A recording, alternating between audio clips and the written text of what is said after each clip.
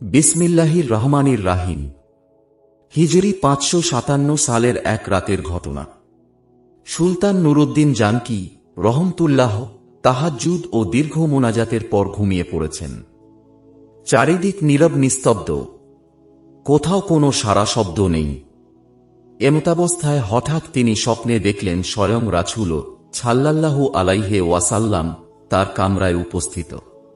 তিনি কোনো ভূমিকা ছাড়াই দুজন নীল চক্ষু বিশিষ্ট লোকের দিকে ইঙ্গিত করে বললেন, নুরুদ্দিন, মাহমুদ, এরা আমাকে বিরক্ত করছে, এ দুজন থেকে আমাকে মুক্ত করো।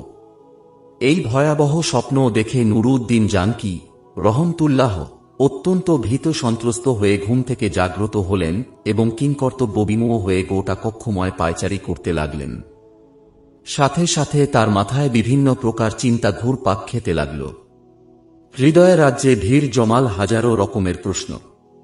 তিনি ভাবলেন, আল্লাহর রাসূল তো এখন কবরের জীবনে তার সাথে অভিশপ্ত ইহুদিরা এমন কি ষড়যন্ত্র করতে পারে? কি হতে পারে তাদের চক্রান্তের স্বরূপ? তারা কি রাসূল সাল্লাল্লাহু আলাইহি ওয়াসাল্লাম এর কোনো ক্ষতি করতে চায় কি পর জীবনেও তার সাথে ষড়যন্ত্রে লিপ্ত হতে? আমাকে দুজন ইহুদির চেহারা দেখানো হলো কেন? শয়তান তো আল্লাহর নবীর অবয়বে আসতে পারে না। তাহলে কি আমি সত্য স্বপ্ন দেখেছি? এসব ভাবতে ভাবতে সুলতান অস্থির হয়ে পড়লেন। তিনি অজু গোসল সেরে তাড়াতাড়ি দুরাকাত নামাজ আদায় করলেন। তারপর মহান আল্লাহর দরবারে ক্রন্দনরত অবস্থায় অনেকক্ষণ মুনাজাত করলেন। সুলতানের এমন কেউ ছিল না যার সাথে তিনি পরামর্শ করবেন। আবার এ স্বপ্ন এমন নয় যে যার তার কাছে ব্যক্ত করবেন। অবশেষে আবারও তিনি শয়ন করলেন। দীর্ঘ সময় পর যখনই তার একটু ঘুমের ভাব এলো, সঙ্গে সঙ্গে এবারও তিনি প্রথমবারের ন্যায় নবী করিম সাল্লাল্লাহু আলাইহি ওয়াসাল্লাম কে স্বপ্নে দেখলেন। তিনি তাকে পূর্বের ন্যায় বলছেন, নুরুদ্দিন, মাহমুদ, এ দুজন থেকে আমাকে মুক্ত করো। এবার নুরুদ্দিন জানকী রহমতুল্লাহ আল্লাহ আল্লাহ বলতে বলতে বিছানা থেকে উঠে বসলেন। তারপর কোথায় যাবেন, কি করবেন কিছুই ঠিক করতে না পেরে দ্রুত অজু গোসল শেষ করে মুছল্লায় দাঁড়িয়ে অত্যধিক ভীত সন্ত্রস্ত অবস্থায় দুরাকাত নামাজ আদায় করলেন এবং দীর্ঘ সময় অশ্রুসিক্ত নয়নে দোয়া করলেন। রাতের অনেক অংশ এখনো বাকি। সমগ্র পৃথিবী যেন কি এক বিপদের সম্মুখীন হয়ে নিঝুম হয়ে আছে। কি এক মহা বিপর্যয় যেন পৃথিবীর বুকে সংঘটিত হতে যাচ্ছে। কঠিন বিপদের ঘনঘটা যেন চতুর্দিকে ছড়িয়ে পড়ছে। তিনি মুখ তুলে আকাশ পানে তাকালেন। মনে হল স্বপ্ন দেখা ওই দুজন লোক যেন তাকে ধরার জন্য দ্রুতগতিতে ধেয়ে আসছে। তিনি সেই চেহারা দুটোকে মনের মণিকোষ্ঠা থেকে সরাবার চেষ্টা করলেন, কিন্তু কিছুতেই তা সম্ভব হল না। শেষ পর্যন্ত ও নিরুপায় হয়ে নুরুদ্দিন জানকী রহমতুল্লাহ চোখ বন্ধ করে আবারও তন্দ্রা বিভোর হয়ে শুয়ে পড়লেন। শুয়ার পর তৃতীয়বারও তিনি একই ধরনের স্বপ্ন দেখলেন। রাসূল সাল্লাল্লাহু আলাইহি ওয়াসাল্লাম এর বক্তব্য শেষ হওয়ার পর নুরুদ্দিন জানকী রহমতুল্লাহ ক্রন্দনরত অবস্থায় বিছানা পরিত্যাগ করলেন। এবার তার দৃঢ় বিশ্বাস জন্মাল যে নিশ্চয়ই প্রিয় নবী সাল্লাল্লাহু আলাইহি ওয়াসাল্লাম এর রোজা মুবারক এ কোনো মহাবিপদের সম্মুখীন হয়েছে। তিনি তড়িৎ গতিতে অজু গোসল করে ফজরের নামাজ আদায় করলেন। নামাজ শেষে প্রধানমন্ত্রী জালালউদ্দিন মৌসুলির নিকট গিয়ে গোপনীয়তা রক্ষার প্রতিশ্রুতি নিয়ে স্বপ্নের বিবরণ শুনালেন এবং এ মুহূর্তে কি করা যায় এ ব্যাপারে সুচিন্তিত পরামর্শ চাইলেন। জালালউদ্দিন মৌসুলি স্বপ্নের বৃত্তান্ত অবগত হয়ে বলল, হুজুর, আপনি এখনো বসে আছেন। নিশ্চয়ই প্রিয় নবীর রোজা মুবারকে কোনো কঠিন বিপদের সম্মুখীন হয়েছে। তাই এ বিপদ থেকে উদ্ধার করার জন্য বারবার তিনি আপনাকে স্মরণ করছেন। অতএব আমার পরামর্শ হল, সময় নষ্ট না করে অতিসত্বর মদিনার পথে অগ্রসর হন। নুরুদ্দিন জানকী রহমতুল্লাহ আর কালবিলম্ব করলেন না। তিনি 16,000 দ্রুতগামী অশ্বারোহী সৈন্য এবং বিপুল ধন সম্পদ নিয়ে বাগদাদ থেকে মদিনা অভিমুখে রওনা হলেন। রাত দিন সফর করে 17তম দিনে মদিনা শরীফে পৌঁছালেন এবং সৈন্য বাহিনীসহ গোছল ও অজু সেরে 2 রাকাত নফল নামাজ আদায় করলেন ও দীর্ঘ সময় ধরে মোনাজাত করলেন। তারপর সৈন্য বাহিনী দ্বারা মদিনা ঘেরাও করে ফেললেন এবং সঙ্গে সঙ্গে আদেশ জারি করে দিলেন যে বাইরের লোক মদিনায় আসতে পারবে, কিন্তু সাবধান, মদিনা থেকে কোনো লোক বাইরে যেতে পারবে না। নুরউদ্দিন জানকি রহমতুল্লাহ জুম্মার খুতবা দান করলেন এবং ঘোষণা দিলেন, আমি মদিনাবাসীকে দাওয়াত দিয়ে এক বেলা খানা খাওয়াতে চাই। আমার অভিলাষ সকলেই যেন এই দাওয়াতে অংশ গ্রহণ করে। সুলতান মদিনাবাসীকে আপ্যায়নের জন্য বিশাল আয়োজন করলেন এবং প্রত্যেকের নিকট অনুরোধ করলেন, মদিনার কোনো লোক যেন এই দাওয়াত থেকে বঞ্চিত না হয়। নির্ধারিত সময়ে খাওয়া দাওয়া শুরু হল। প্রত্যেকেই তৃপ্তি সহকারে খানা খেল। যারা দূরদূরান্ত থেকে আসতে পারেনি তাদেরকেও শেষ পর্যন্ত ঘোড়া ও গাধার পিঠে চড়িয়ে আনা হল। এভাবে প্রায় 15 দিন পর্যন্ত অগণিত লোক শাহী দাওয়াতে শরিক হওয়ার পর সুলতান জিজ্ঞাসা করলেন, আরও কেউ অবশিষ্ট আছে কি? থাকলে তাদেরকেও ডেকে আনো। এই নির্দেশের পর সুলতান বিশ্বস্ত সূত্রে অবগত হলেন যে আর কোনো লোক দাওয়াতে আসতে বাকি নেই। এ কথা শুনে তিনি সীমাহীন অস্থির হয়ে পড়লেন। চিন্তার অথই সাগরে হারিয়ে গেলেন তিনি। ভাবলেন, যদি আর কোনো লোক দাওয়াতে শরিক হতে বাকি না থাকে তাহলে সেই অভিশপ্ত লোক দুজন গেল কোথায়? আমি তো দাওয়াতে শরিক হওয়া প্রতিটি লোককেই অত্যন্ত গভীরভাবে পর্যবেক্ষণ করেছি, কিন্তু কারো চেহারাই তো স্বপ্নে দেখা লোক দুটোর চেহারার সাথে মিলল না। তাহলে কি আমার মিশন ব্যর্থ হবে? আমি কি ওই কুচক্রী লোক দুটোকে গ্রেপ্তার করে দৃষ্টান্তমূলক শাস্তি দিতে সক্ষম হব না? এসব চিন্তায় বেশ কিছুক্ষণ তিনি ডুবে রইলেন। তারপর আবারও তিনি নতুন করে ঘোষণা করলেন, আমার দৃঢ় বিশ্বাস মদিনার সকল লোকদের দাওয়াত খাওয়া এখনো শেষ হয়নি।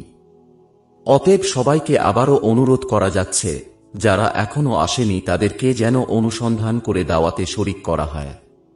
এ কথা শ্রবণে মদিনাবাসী সকলেই এক বাক্যে বলে উঠল, হুজুর, মদিনার আশেপাশে এমন কোনো লোক বাকি নেই যারা আপনার দাওয়াতে অংশ গ্রহণ করেনি। তখন নুরউদ্দিন জানকি রহমতুল্লাহ বলিষ্ঠ কণ্ঠে বললেন, আমি যা বলেছি ঠিকই বলেছি। আপনারা ভালোভাবে অনুসন্ধান করুন। সুলতানের এই দৃঢ়তা দেখে লক্ষাধিক জনতার মধ্য থেকে এক ব্যক্তি হঠাৎ করে বলে উঠল, হুজুর, আমার জানামতে দুজন লোক সম্ভবত এখনো বাকি আছে। তারা আল্লাহওয়ালা বুজুর্গ মানুষ। জীবনে কখনো কারো কাছ থেকে হাদিয়া তোহফা গ্রহণ করেন না, এমনকি কারো দাওয়াতেও শরিক হন না। তারা নিজেরাই লোকদেরকে অনেক দান খয়রাত করে থাকেন। নীরবতাই অধিক পছন্দ করেন।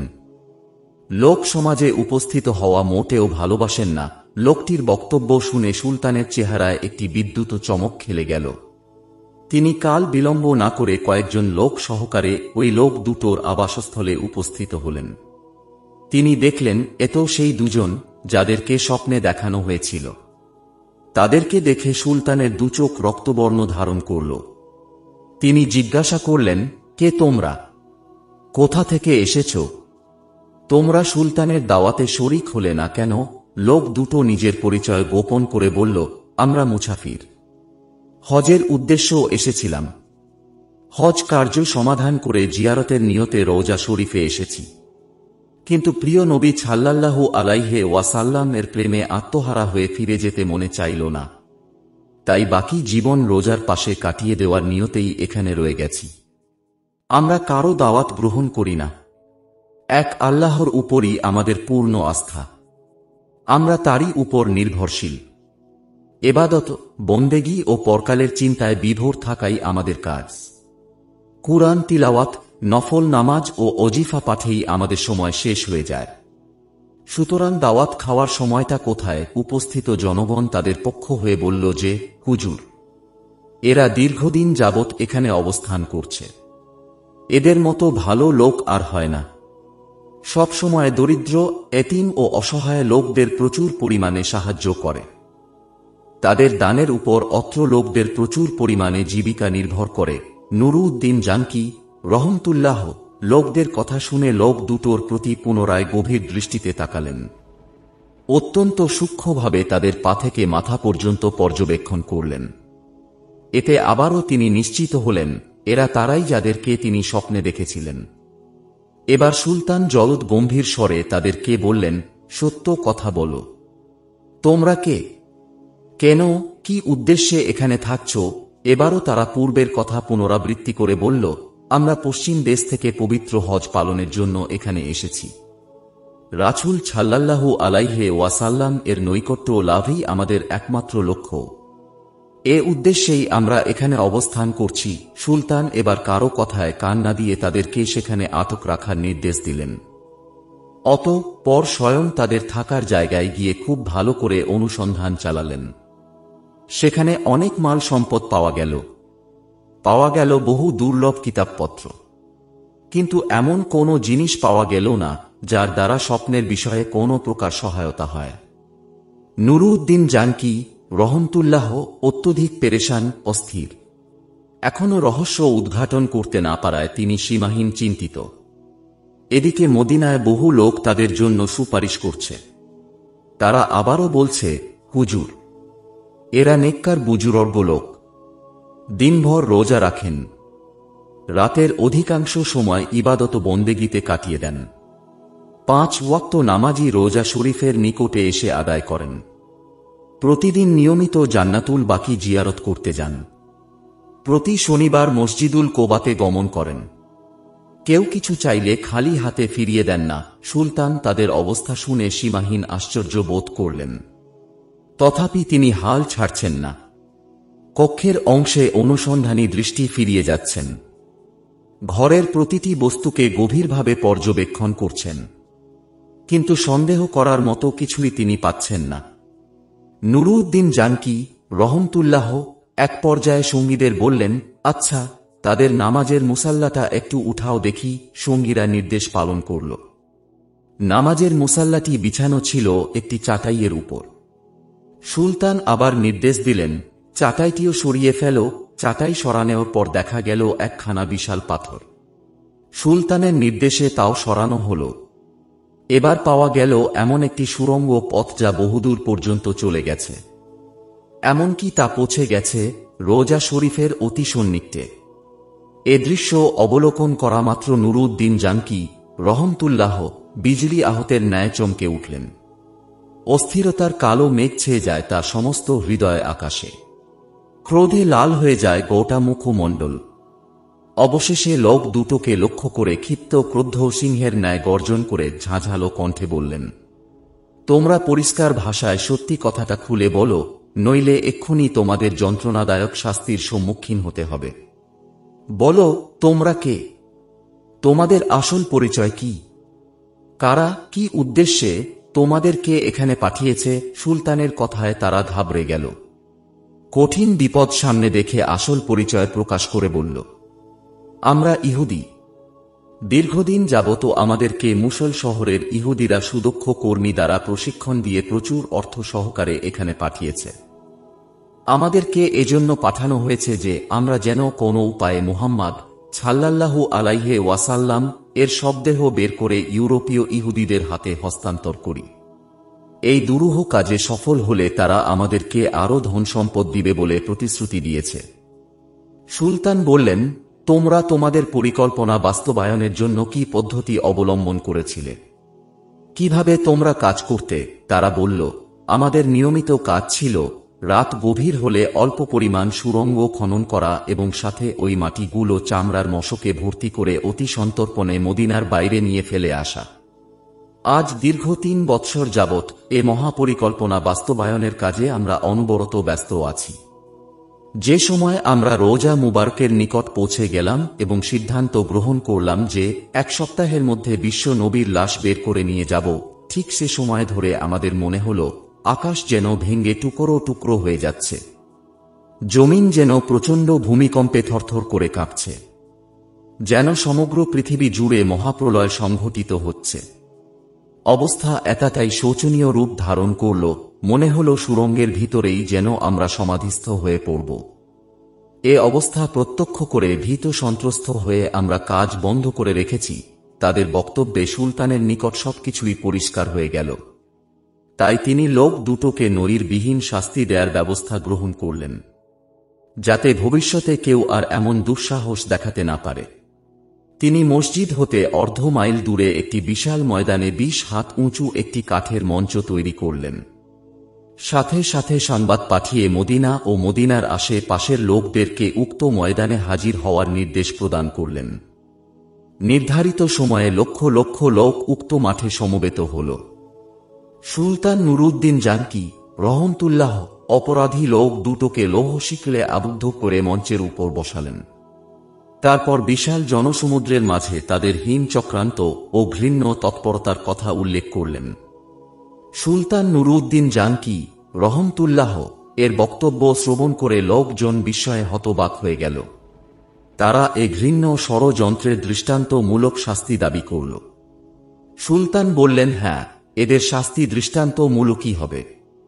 তিনি লোকদেরকে বিপুল পরিমাণ লাকড়ি সংগ্রহের নির্দেশ দিলেন।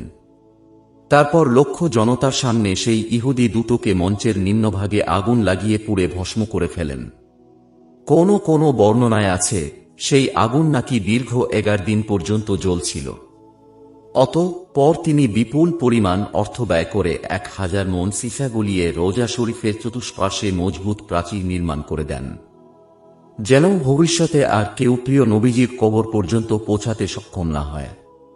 তারপর তিনি মনের গভীর থেকে আল্লাহ পাকের শুকরিয়া আদায় করলেন এবং তাকে যে এত বড় খেদমতের জন্য কবুল করা হল সে জন্য সপ্তাহকাল ব্যাপী আনন্দাশ্রু বিসর্জন দিলেন। ইতিহাসের পাতা থেকে অবগত হওয়া যায় যে নুরউদ্দিন জানকী রহমতুল্লাহ ইন্তিকাল করলে ওসিয়ত মোতাবেক তার লাশকে রাসূল সাল্লাল্লাহু আলাইহি ওয়াসাল্লামের রোজা মুবারকের অতি নিকটে দাফন করা হয়।